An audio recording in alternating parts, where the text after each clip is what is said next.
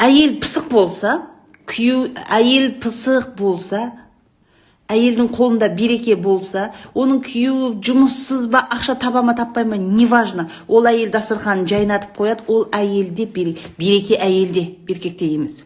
Әйелде береке болғанда еркекке сол изобилие, энергия изобилие, ол бере алады да еркекке, өсіре алады примерно. Еркектің табысын біз никогда біле алмаймыз. Әйеліне қарап примерно білеміз. Әйел берекелі болса, ойлаймыз, о, значит, күйеуі нормально. Енді, яғни, еркектің жұмысы бар, жұмысы жоқ, алқаш па, жүргіш па, білдірмейтін әйелдер болады. Біз оны всю жизнь зерттеп біле алмай қалуымыз мүмкін да. Жүре ма, осының әйелі непонятно вообще. Осының күйеуі ақшасы жұмыс істей ма, қайда істейді?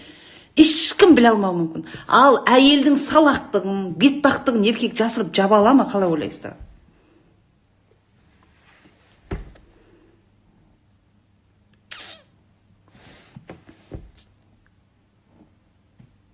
Яғни әйел жақсы болса, оның үйі де жақсы, баласы бәрі жақсы дейміз. Еркек тут роль не играет особо.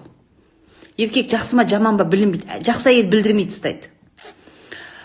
Әйелдің ошибкалары, әйел салақ болса, бетпақ болса, үйіне келгендерге арпылдап тұратын болса, әйелдің кемшілігі айқайлап тұрады да.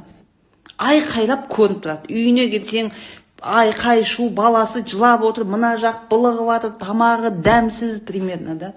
Кесесі кіркір, дастархан шет сыпырылмаған, жүрсең аяғында мусор, ана ваннасындағы полотенце шылқылдап тұрады. Ну, примерно сондай да.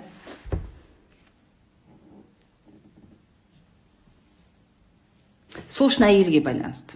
Сол үшін әйелдерге өте ауыр тиеді. Әйелге байланысты. Сол үшін әйелдердің жүрегінде тыныштық басталғанда, әйелдің аузына фильтр қойылғанда, яғни не болса соны көкімей, не болса соны өсектемей, айтатын сөзіне есеп бере алған кезде, әйел оқып дамыған кезде, однозначно энергия изобилий, байлықтың энергетикасы ол үйге кіреді. Өйткені берекенің, тыныштықтың энергиясы кіреді.